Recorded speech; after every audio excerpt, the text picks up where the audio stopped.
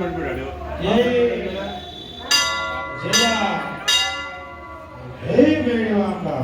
ఇప్పుడు ఉత్తమ చరిత్ర ప్రారంభమవుతుంది. ఉత్తమ చరిత్ర ప్రారంభమవుతుంది. ఈ యొక్క ఉత్తమ చరిత్రలో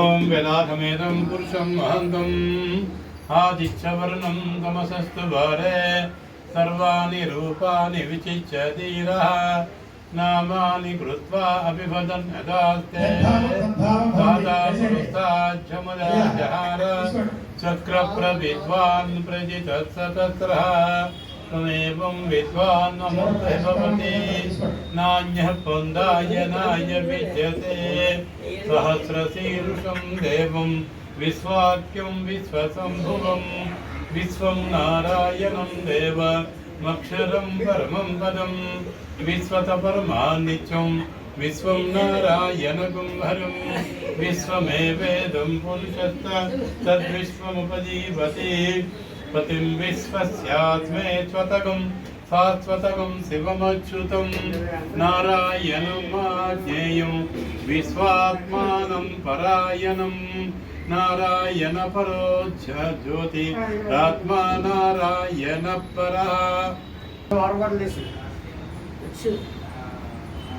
ఓం వేదాఖమేదం పురుషం మహంతం ఆదిత్యవర్ణం తమసస్తు భారే సర్వాణి రూపాని విచిచ్య ధీరః కైమాంబదేవతాభ్యో నమః ఆనంద కర్పూర నీరాజనం దర్శయామి.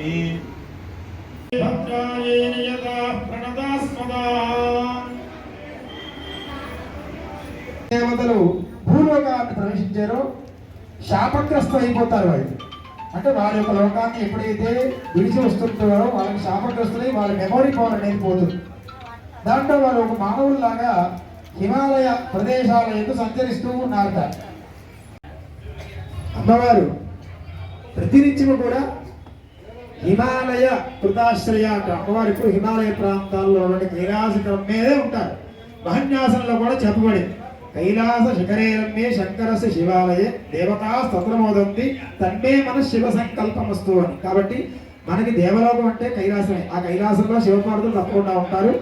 ఆవిడ ప్రతినిత్యము కూడా ఆ మానస సరోవరంలో స్నానమాచరించి తన భర్త పాదభక్తులు పూజ చేయుటకై అక్కడ ఉన్నటువంటి బ్రహ్మకపలాలని తీసుకెళ్తూ ఉంటుందట. ఆ యొక్క సమయంలో వీరు చేస్తున్నటువంటి పాలన చేత అమ్మవారు మీ కష్టములని కూడా నేను తీరుస్తాను, అదిగో ఆ శిఖరం మీద నేను ఉంటాను, మీరేదో యుద్ధం చేయవలసిందే అన్నట్ట. అలాగే అయితే మా మహారాణి వారు మాకు మాట ఇచ్చున్నారు, ఎవరైనా మాతో యుద్ధం చేయవలిస్తే ముందు ఆ పరాశక్తితో చేయండి అన్నట్ట. మీరే ఏం చేయలేరు, బ్రహ్మాది విష్ణు మహేశ్వరులు కూడా ఎవరు ఏం చేయలేరు, ఒక ఆడాడు ఏమిటి చేస్తుంది అని వెళ్ళి చూస్తామని చెప్పి అక్కడ వెళ్ళారట. వెళితే అక్కడ ఉన్నటువంటి అమ్మవారి యొక్క సౌందర్యాన్ని చూసినటువంటి వారు, ఆహా ఇంత సౌందర్యాన్ని ఎక్కడా మేము చూడలేదే, మా యొక్క రాజు దగ్గర ఇంద్రుడు వజ్రాయుధం ఉన్నది, దేవతలు మంథనం చేసినప్పుడు వచ్చినటువంటి సమస్త అమృతంతో పాటు అన్నీ మా దగ్గర ఉన్నాయి, ఈ రాణిగా అవ్వాలి. మరి ఏం చేస్తాం?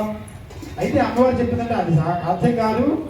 యోమాంజలి సంగ్రామే యోమే దర్పం విపోహతి యోమే ప్రతిఫలేలోకి సమే భర్త భవిష్యతి అని చెప్పిందట. అంటే ఎవరైతే యుద్ధంలో గెలుస్తారో ఎవరి వల్ల కాదు, నా యొక్క గర్వాన్ని అనుస్తారో ఎవరి వల్ల కాదు, యాగంతో బలవంతుడు వెళుతున్నాడో ఎవరూ లేరు, వారే నా భర్త ఒక శివుడే, అతను నేను ప్రతిజ్ఞ చేశాను, మరి దాన్ని గెలవగలడా విరాజు అన్నట. నీకు తెలియదని మా వృత్తాంతం ఉందని చెప్పి వచ్చాట. అలా కాదు అంటే మీరు వెళ్ళి అయ్యా ఇలా ఉంది ఆవిడ, ఇలా మా మాట పెట్టలేదు ప్రారంభమవుతుంది. అమ్మవారిని ధ్యానం చేసుకుంటూ కార్యక్రమాన్ని నిర్వహించుకోండి. ఈ యొక్క అధ్యాయం అమ్మవారికి మనం 33 తమలపాకులు సిద్ధం చేసుకోవాలి.